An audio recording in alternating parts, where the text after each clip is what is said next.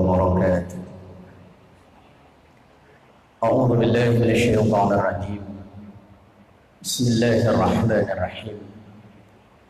الحمد لله وحده، ثم الصلاة والسلام على طه رسول الله، ثم الصلاة والسلام على ياسين حبيب الله وعلى آله وأصحابه ومن تبع رشده.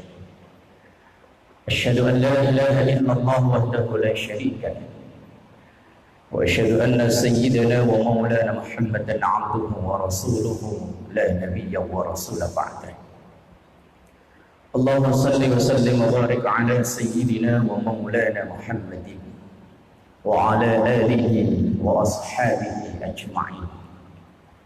أما بعد، حضرات العلماء والقرamaء wa hadratal jamaah Masjid Raya Jakarta Islamic Center yang semoga kita semua selalu diberkahi dan diridhai oleh Allah Subhanahu wa taala. Alhamdulillahirabbil alamin, memuji dan bersyukur kita kepada Allah di kesempatan ini, di sela-sela kesibukan kita ekspresikan syukur kita kepada Allah dengan kita rukuk dan sujud kepada Allah, dan semoga yang kita kerjakan hari ini bernilai ibadah di sisi Allah Subhanahu wa taala. Hadirin jamaah yang dimuliakan Allah, setiap kita pasti menginginkan berusaha semaksimal mungkin untuk menjadi yang terbaik sesuai dengan kapasitas dan karunia Allah kepada kita. Apapun profesi kita, seberapapun kapasitas kita, bisa menjadi yang terbaik sesuai dengan kemampuan kita masing-masing. Lalu siapa manusia yang terbaik itu? Kalau penilaian terbaik itu datangnya dari kita manusia biasa, terkadang penilaian itu subjektif, tidak jujur. Tetapi kita mengambil pelajaran yang terbaik dari manusia terbaik, yakni Rasul sallallahu alaihi wasallam. Siapakah manusia terbaik dari sisi-sisi tertentu menurut Rasulullah sallallahu alaihi wasallam? Yang pertama, dalam satu hadisnya Rasulullah sampaikan, khairun nas anfa'uhum linnas. Sebaik-baik manusia adalah yang bermanfaat untuk manusia lain. Orang yang nilai kemanfaatannya semakin besar, maka semakin baiklah manusia tersebut. Jamaah yang dimuliakan Allah, ada satu maqalah mengatakan, man kana lahu mal falyatasaddaq bimali. Orang yang dikaruniai oleh Allah harta, maka bermanfaatlah untuk orang lain dengan hartanya. Wa man kana lahu ilmun falyatasaddaq bi ilmi. Yang punya ilmu maka bermanfaat untuk orang lain dengan ilmunya. Wa man kana lahu quwwatun, yang punya tenaga, punya skill atau keahlian, maka bermanfaatlah untuk orang lain, untuk lingkungan sekitar kita dengan skill dan tenaga kita. Seorang ulama, Al-Imam Syahid Hasan Al-Banna, dalam buah tulisannya Majmu'atul Rasail, salah satu karakteristik muslim yang baik adalah nafi'un li ghairihi, pribadi yang bermanfaat untuk orang lain. Maka kita sesuai dengan kapasitas kita, sesuai dengan kemampuan kita, kita belajar dan berusaha menjadi yang bermanfaat untuk lingkungan kita. Yang pertama. Yang kedua, dalam satu hadis Rasulullah sampaikan, khairukum ahsanukum qada'an. Yang terbaik di antara kalian, di antara kita ini adalah ahsanukum, yang terbaik qada'an dalam menyelesaikan masalah hutang piutang. Hadirin jamaah yang dimuliakan Allah, Kita yang hidup di zaman sekarang ini yang kata orang katanya serba susah, serba sulit. Rasa-rasanya untuk memenuhi kebutuhan kehidupan sehari-hari kita sulit kalau tidak berhutang. Mulai dari kita memenuhi kebutuhan pokok, kebutuhan primer, kebutuhan tambahan atau kebutuhan sekunder, dari hal-hal yang mendasar sampai hal-hal yang terkecil, terkadang tidak terlepas dari yang namanya hutang. Memang Islam tidak mengharamkan, tidak melarang hutang piutang, tetapi Islam punya aturan, punya cara ketika kita mengadakan transaksi hutang piutang. Dalam Al-Quran, surat terpanjang, surah Al-Baqarah, ada ayat terpanjang 282. Surat terpanjang, ayat terpanjang. Ini full membicarakan masalah bagaimana etika seorang muslim ketika mengadakan transaksi hutang piutang. Ini seakan-akan menjadi isyarat di surat terpanjang, di ayat terpanjang, bahwa urusan hutang piutang itu biasanya panjang urusannya. Awal ayat berbunyi, ya ayyuhalladzina amanu idza tadayantum bidainin ila ajalin musamman faktubu. Yang menjadi khitab, yang diajak bicara dalam ayat ini adalah amanu, orang-orang yang beriman. Kita yang beriman yang diajak bicara.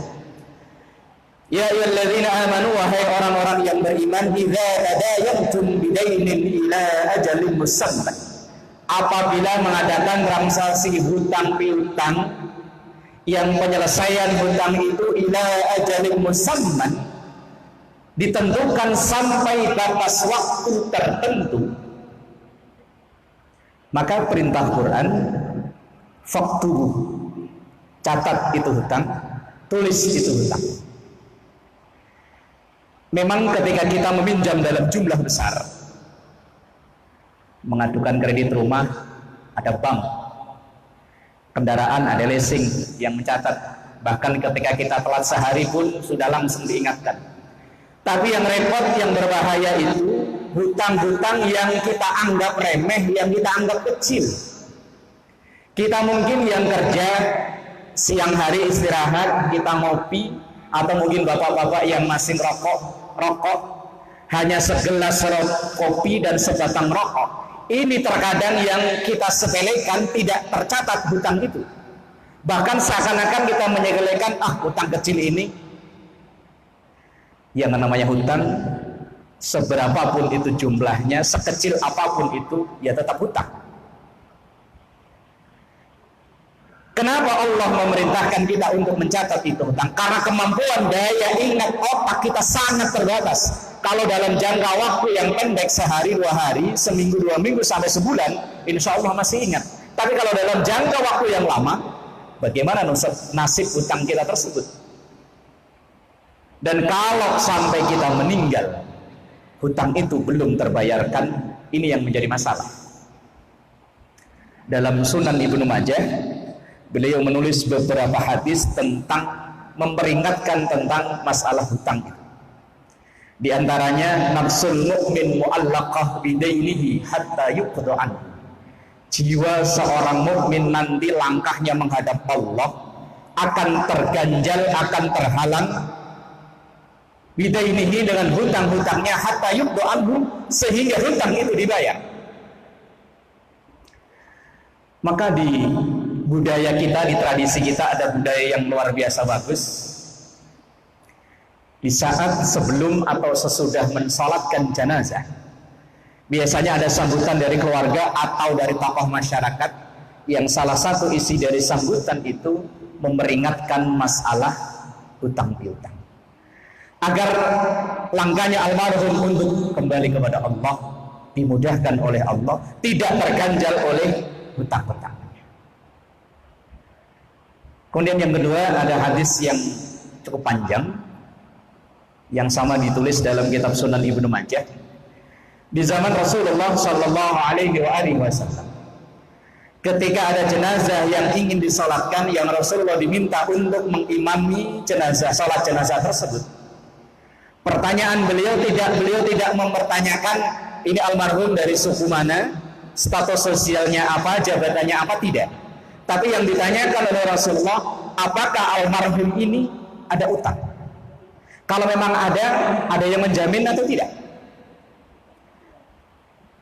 Kalau jamaah atau almarhum atau jenazah itu tidak punya utang, Rasulullah langsung memimpin salat jenazah.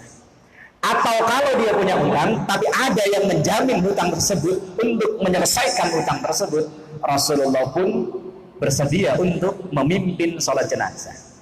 Tapi ketika almarhum ini, jenazah ini punya hutang, dan tidak mau atau tidak ada orang yang mau menyelesaikan hutangnya, maka Rasulullah angkat tangan. Beliau mempersilahkan untuk yang lain yang mengimaminya. Dalam bahasa lain, Rasulullah enggan memimpin sholat jenazah ketika jenazah ini punya hutang. Lah maka agar kita yang dalam keseharian untuk memenuhi kebutuhan hidup kita tidak terlepas dari yang namanya hutang ini, cetaklah dengan rapi hutang-hutang tersebut, agar suatu saat kita meninggal, ahli waris kita bisa atau mau menyelesaikan. Kalau tidak tercatat dengan baik, begitu kita meninggal, ada orang yang datang menagih ke ahli waris kita, apakah ahli waris kita mau menyelesaikannya kalau tidak ada bukti tertulis? Maka maha benar Allah dalam firman-Nya, kalau kita mengadakan transaksi hutang piutang, faktubuh, catat hutang tersebut. Maka satu sisi terbaik dari kita menurut Rasulullah SAW adalah yang sesegera mungkin menyelesaikan masalah hutang. Namun terkadang yang terjadi di masyarakat kita, di saat kita ada rezeki berlebih, terkadang beli sesuatu yang tidak butuh, hanya ingin memenuhi keinginan saja yang kita dahulukan daripada menyelesaikan masalah hutang. Maka jamaah yang dimuliakan Allah, kita yang masih diberikan kesempatan oleh Allah, mari berusaha menjadi yang terbaik sesuai dengan kemampuan kita, sesuai dengan kapasitas kita, sehingga kita menjadi manusia-manusia yang terbaik, umat-umat yang terbaik dari Rasulullah sallallahu alaihi wasallam. Terima kasih dan mohon maaf. Hadanallahu wa iyyakum ajma'in. Wassalamualaikum warahmatullahi wabarakatuh.